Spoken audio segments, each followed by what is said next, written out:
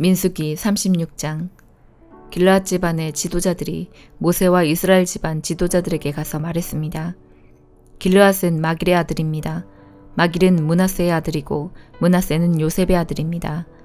여호와께서 우리의 주인 당신에게 명령하여 제비를 뽑아 이 땅을 이스라엘 백성에게 주라고 명령하셨습니다. 그리고 여호와께서는 우리의 형제 슬로브앗의 땅을 그의 딸들에게 주라고 명령하셨습니다. 하지만 슬로브앗의 딸들이 이스라엘의 다른 지파 사람들과 결혼을 하면 그 땅은 우리 집안의 땅이 되지 않고 다른 지파 사람들의 땅이 될 것입니다. 그리하여 우리는 우리 땅 가운데서 얼마를 잃어버릴 것입니다. 희년이 돌아와도 슬로브앗의 딸들이 가진 땅은 다른 지파에게 돌아갈 것입니다. 그 땅은 그들이 결혼하는 사람들의 지파에게 주어질 것입니다. 그래서 우리 조상들에게서 받은 그 땅을 우리는 잃어버리고 말 것입니다. 모세가 여호와의 말씀에 따라 이스라엘 백성에게 명령했습니다. 이 요셉 지파 사람들의 말이 옳소. 이것은 슬로브앗의 딸들에 관한 여호와의 명령이요. 그들은 마음에 드는 사람과 결혼할 수 있지만 자기와 같은 지파의 사람하고만 결혼을 해야 하오. 그래야 이스라엘 백성의 땅이 이 지파에서 저 지파로 옮겨지는 일이 없을 것이요. 이스라엘 백성은 누구나 자기 조상에게서 물려받은 땅을 지켜야 하오. 자기 아버지의 땅을 물려받은 여자가 결혼을 할 경우에는 같은 지파 사람하고 결혼해야 하오. 그래서 모든 이스라엘 백성은 자기 조상의 땅을 지켜야 하오. 땅은 이 지파에서 저 지파로 옮겨질 수 없소. 이스라엘 백성은 누구나 자기 조상에게서 받은 땅을 지켜야 하오. 슬로브앗의 딸들은 여호와께서 모세에게 주신 명령에 복종했습니다. 그래서 슬로브앗의 딸들 곧 말라와 디르사와 호글라와 밀가와 노아는 사촌들과 결혼했습니다. 그들의 남편은 요셉의 아들 므낫세 지파 사람입니다. 그래서 그들의 땅은 그들의 지방과 지파의 땅으로 남았습니다. 이것은 여호와께서 모세를 통해 이스라엘 백성에게 주신 율법과 명령입니다. 백성은 그때 요단강가의 모압 평야 곧 여리고 건너편에 있었습니다. 시편 80편. 이스라엘의 목자 되신 주여, 우리에게 귀를 기울여 주소서. 주는 요셉의 자손들을 양떼같이 인도하는 분이십니다. 주는 날개 달린 생물인 그룹들 사이에 보좌에 앉아 계신 분이십니다. 주는 에브라임과 베냐민, 므낫세 지파 앞에 빛나는 분이십니다. 주의 힘과 능력으로 빨리 오셔서 우리를 구원해 주소서. 오 하나님, 우리를 회복시키시고 주의 얼굴을 우리에게 비춰주시고 우리를 구원해 주소서. 만군의 하나님 여호와여, 언제까지 화를 내시렵니까? 언제까지 주의 백성들의 기도를 저버리시렵니까? 그들은 날마다 눈물로 밥을 먹으며 사발 가득한 눈물이 그들의 마실 물이 되었습니다. 우리는 이웃들의 다툼거리가 되었으며 원수들의 조롱거리가 되었습니다. 전능하신 하나님이여, 우리를 회복시키시고 주의 얼굴을 우리에게 비춰주셔서 우리로 구원을 얻게 하소서.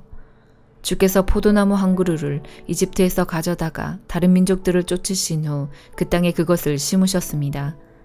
주는 그 포도나무를 위해 미리 밭을 갈아 놓으셨습니다. 그래서 포도나무는 뿌리를 깊이 내리고 온 땅에 퍼져 가득 찼습니다. 포도나무 잎새가 큰 산들을 덮고 그 가지가 백향목처럼 뻗었습니다. 그 뻗은 가지는 지중해에 이르고 그 넝쿨은 유프라테스 강까지 이르렀습니다. 그런데 주는 어찌하여 담을 허무셨습니까? 지나가는 사람마다 모두 포도 열매를 따먹습니다. 산돼지가 포도 덩굴을 짓밟고 들짐승들이 그 열매를 다 먹어치우고 있습니다. 만군의 하나님이여, 어서 우리에게로 돌아오십시오. 하늘에서 내려다 보소서. 이 포도나무를 살펴보소서. 주의 능력의 손으로 심으신 뿌리입니다. 주께서 주를 위해 세우신 자손입니다. 이제 주의 포도나무가 잘리고 불에 타 없어지고 있습니다. 주께서 꾸짖자 주의 백성이 망하게 되었습니다. 주의 오른편에 있는 자에게 힘을 주시고 주께서 주를 위해 힘있게 세우신 사람을 지켜주소서. 다시는 우리가 주를 떠나지 않겠습니다. 우리를 새롭게 해주소서. 그러면 우리가 주의 이름을 부를 것입니다. 만군의 하나님 여호와여, 우리를 회복시키시고 주의 얼굴을 우리에게 비춰주시고 우리를 구원해 주소서. 이사야 28장. 에브라임의 술 취한 사람들에게 자랑이자 기쁨인 사마리아 성에 재앙이 닥칠 것이다. 술 취한 사람들이 사는 기름진 골짜기 언덕에 아름다운 화관처럼 놓여있는 네가 시들어 죽을 것이다. 보아라, 여호와께서 강하고 힘 있는 사람을 보내신다. 그 사람이 우박처럼 폭풍처럼 극심한 홍수처럼 들이닥쳐서 사마리아를 뒤덮어버릴 것이다. 술 취한 에브라임 백성에게 자랑스러운 면류관이던 그 성이 사람들의 발에 짓밟힐 것이다. 술 취한 사람들이 사는 기름진 골짜기에 아름다운 화관처럼 놓여있는 이가 시들어 죽을 것이다. 그 성은 잘 익은 무화과 같아서 사람들이 그것을 보면 따서 삼키는 것처럼 그 성의 찬란함도 삼킴을 당할 것이다. 그날이 오면 만군의 여호와께서 아름다운 왕관이 되시며 주의 살아남은 백성에게 화려한 화관이 되실 것이다. 그때 여호와께서 자기 백성을 다스리는 재판관에게는 재판의 영을 내려주시며 성문에 서 있는 병사들에게는 용기의 영을 주실 것이다. 그러나 그 지도자들이 포도주와 독한 술에 취하여 비틀거린다. 제사장과 예언자들이 술에 취해 비틀거리니 예언자들은 환상을 제대로 보지 못하며 제사장들은 재판을 제대로 하지 못한다. 상마다 토한 것과 오물이 가득하여 깨끗한 곳이 한 군데도 없다. 그들은 비꼬며 말한다. 도대체 이 자가 누구를 가르치고 누구한테 설교를 하려 드는 거야. 이제 막 젖을 땐 아이들이나 엄마 품에서 떨어진 애들한테 한다는 건가?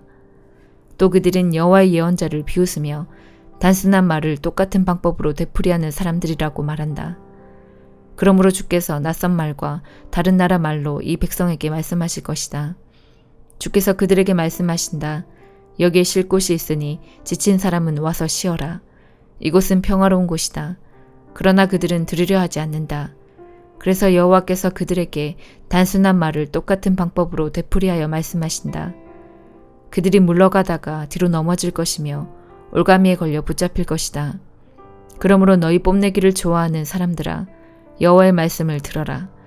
예루살렘에서 이 백성을 다스리는 지도자들아, 귀를 기울여라. 너희가 말하기를 우리는 죽음과 언약을 맺었고 무덤의 세계와 계약을 맺었다. 큰 홍수가 닥쳐와도 우리를 해치지 못한다. 우리는 거짓말로 몸을 피할 수 있으며 속임수를 써서 숨을 수 있다 라고 하였다. 그러므로 주 여호와께서 이렇게 말씀하셨다. 보아라, 내가 시온의 주춧돌을 놓겠다. 그 돌은 얼마나 견고한지 시험해본 모퉁이 돌이다. 이 돌은 귀하고 단단한 돌이니 누구든지 그것을 의지하는 사람은 절대로 실망하지 않을 것이다. 내가 정의로 자를 삼고 의로 저울을 삼겠다. 거짓말로 몸을 숨긴 사람은 우박에 크게 다치고 홍수에 휩쓸려 갈 것이다. 너희가 죽음과 맺은 언약은 깨어지고 저승세계와 맺은 계약도 아무런 도움이 되지 않을 것이다. 큰 홍수가 닥쳐올 때에 휩쓸리고 말 것이다. 홍수가 닥쳐올 때마다 너희는 그대로 당할 것이다. 재앙이 아침마다 찾아오고 밤낮으로 너희를 칠 것이다. 이 심판의 말씀을 깨닫는 사람은 두려움에 사로잡힐 것이다. 너희는 마치 짧은 침대 위에서 힘들게 자는 사람 같을 것이고 이불이 작아서 제대로 덮지 못하는 사람 같을 것이다.